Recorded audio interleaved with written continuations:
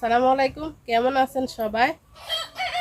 তো আজকে চলেন পুকুর থেকে মাছ ধরবো, মাছ ধরে রান্না করব, দেখি মাছ উঠে কিনা। তো আমার পুকুরের অবস্থা খারাপ, পানি একদম কমে গেছে। তো যদি বৃষ্টি আইয়ে যদি মাছগুলারে বাঁচানো যায়, চলেন দেখাই আপনাদের কতটুকু পানি কমছে।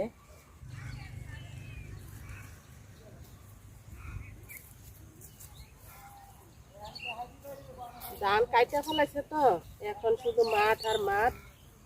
মাঠে ধান নাই, আবার কয়েকদিন পরে লাগাই দিব ধান। আর এখন দেখেন অন্যরকম একটা সৌন্দর্য দেখা যায় চারিদিকে। আবার কয়েকদিন পরে ধান লাগাইলে আবার অন্যরকম সৌন্দর্য দেখা যাবে। তো পজেটে আইসা পড়ছি। তো এদিক দিয়ে দেখেন পুঁইশাক লাগাইছি, পুঁইশাকগুলো আলহামদুলিল্লাহ একটু সুন্দরে আছে। বৃষ্টি আইলে আরো সুন্দর হইব। আর এই যে পুকুরের পানি দেখেন শুকাইয়া কতটুক হয়েছে। তো যদি বৃষ্টি আইয়ে যদি পানি ভরে বললো, আর না বললে জানি না কি হয় মাছগুলার। অবশেষে দেখেন মাছ একটা ধরে নিয়ে আইছি। মানে অনেক কষ্ট হয়েছে মাছটা ধরতে। তো আমার যারা আগের ভিডিওগুলো দেখছেন তারা তো দেখছেন, আমরা সহজে গাছ কাপ বলি, এটা গ্লাস কাপ মাছ। তো এই গাছ কাপ মাছটা আমার পুকুরে এই বাড়িতে ছিল। তো এই মাছটা মানে ডিমের বাচ্চা থেকে ছাড়ছিল আমার আব্বা, মানে 2 বছর মনে হয় হইব। তা আলহামদুলিল্লাহ দেখেন 4 কেজি ওজন হইব। বাবা, মাছের অনেক শক্তি, আমি নিজে ধরে রাখতে পারতেছি না। তো আসলে আপনাদের দেখাইতে পারি নাই যে জালে যে উঠছে, মানে জালটা তো আমার এত শক্তিশালী না, তো এই জন্য আর জাল সহ বাড়িতে নিয়েছে। আজকে আমার এত খুশি লাগতেছে, মানে বলার ভাষা নাই। কারণ আমার পুকুরের অনেক শখ ছিল যে জীবনে একটা পুকুর কাটবো আমি। তো এই মাছটা বড় হয়েছে দেখে আমি অনেক খুশি। আর আমার পুকুরের মাছ খাইতে অনেক মজা। তো আজকে কোনো সবজি দিব না, মাছটা এমনিতে রান্না করব মশলা দিয়া, হালকা মশলা দিয়া ঝোল রান্না করব। তো মাছ কাইটা নেই, চলেন মাছের সাইডগুলো আগে কাইটা নেই। আমি আজকে এত খুশি, মানে আমার বলার ভাষা নাই।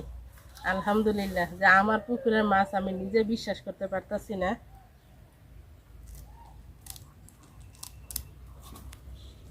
এই মাছটা যদি কিনে আনতাম বাজার থেকে, কম করে হইলে 2000 টাকা লাগতো। 4 কেজি ওজন মাছটার, ফ্রেশ একদম তাজা মাছ।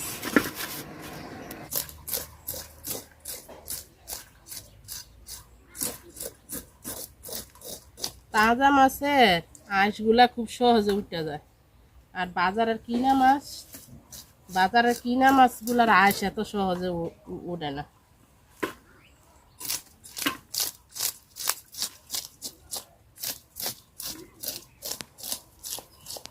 মাছের আঁশগুলা ফালাই দিছি, ফালাইয়া ধুইয়া পরিষ্কার করে নিয়ে আইছি।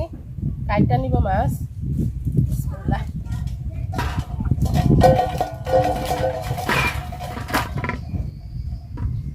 মাছের পেডিটা দেখেন মাশাল্লাহ কত বড়। পেডিটা দিয়ে রান্না করলে একবেলা হয়ে যাবে, আলু আর বেগুন দিয়ে রান্না করলে কি সুন্দর দেখেন।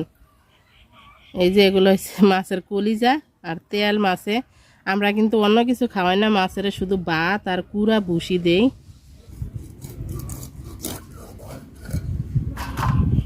মাছ আমি রিং পিস করব, বড় বড় পিস করব, যেহেতু আমার পুকুরের মাছ। আর বড় মাছ আমার কাছে বড় বড় পিস করে রান্না করলে ভালো লাগে।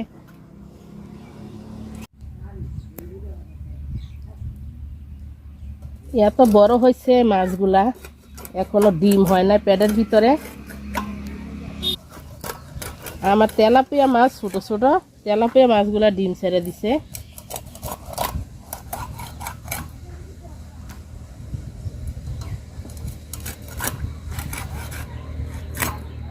মাছ কাটা শেষ।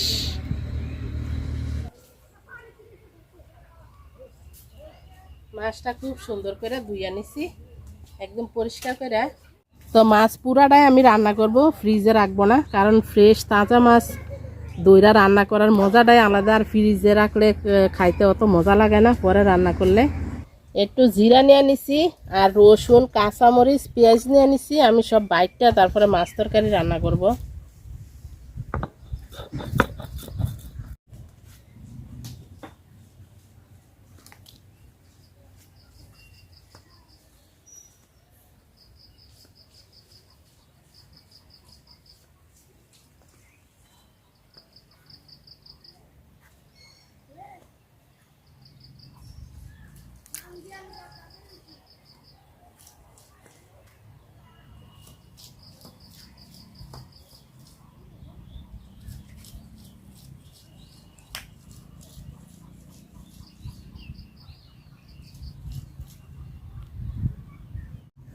মশলাটা বাইটটা নিছি সুন্দর করে তুলে নিলাম।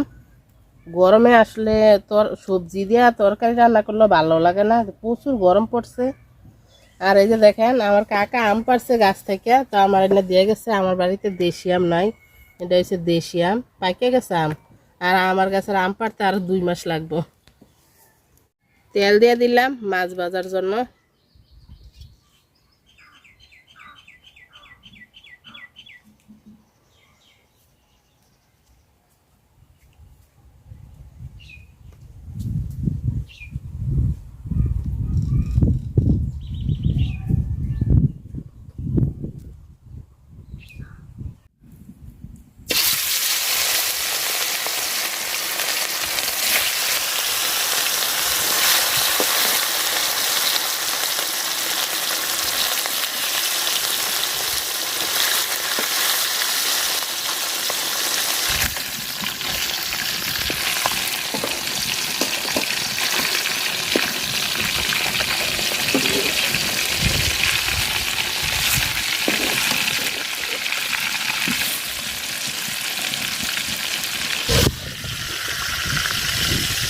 তো মাছ সবগুলা কড়া করে ভাজা নিছি, একদম কড়া করে ভাজি আমি, যেহেতু মাছ বোনা করবো এই জন্য। তো এলাচ দারচিনি তেজপাতা দিয়ে দিলাম, আর দিয়ে দিব বাটা মশলাটা।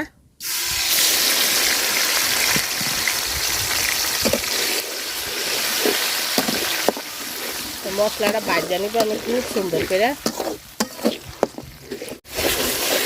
মশলাটা আমি তেলের সাথে খুব সুন্দর করে ভাজা নিছি। একটু পানি দিয়ে দিলাম,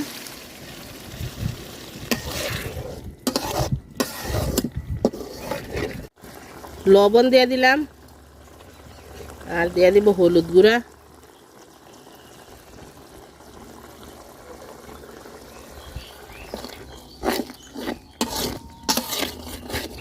মরিচের গুঁড়া দিয়ে দিলাম অল্প একটু। আমি একটু ঝাল কম খাই, কাঁচামরিচ তো বাইটা দিছি, এজন্য অল্প একটু দিলাম মরিচের গুঁড়া। তো মাছের পেটিটা দিয়ে দিলাম, দিয়ে একসাথে আমি সুন্দর করে কষায় নিব।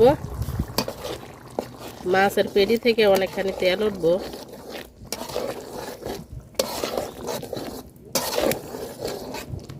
মশলাটা আমি খুব সুন্দর করে কষায় নিছি। ঝোলের পানি দিয়ে দিলাম।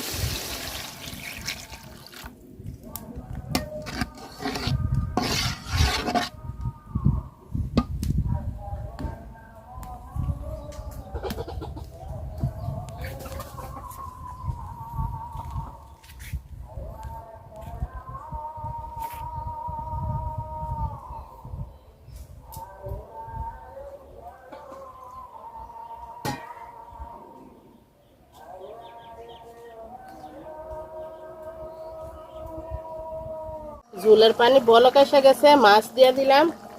তো ইনশাল্লাহ আগামীতে যখন এই মাছ তুলবো আরো বড় হইব এই মাছটা, হয়তো আরো 1 মাস 15 দিন থাকলে অনেক বড় হয়ে যাইব মাছ।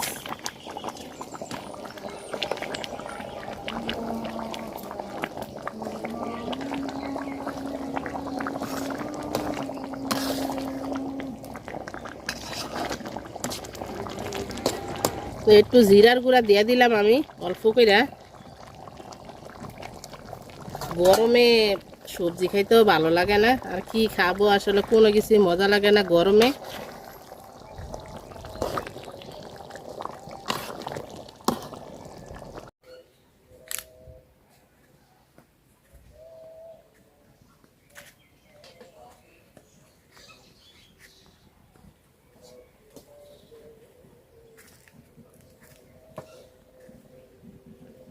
তো তরকারি হয়ে গেছে, নামাই নিলাম। যারা যারা এতক্ষণ ধরে ভিডিওটা দেখছেন সবাইকে অনেক অনেক অনেক ধন্যবাদ। আল্লাহ হাফেজ, আসসালামু আলাইকুম। সবাই খুব ভালো থাকেন।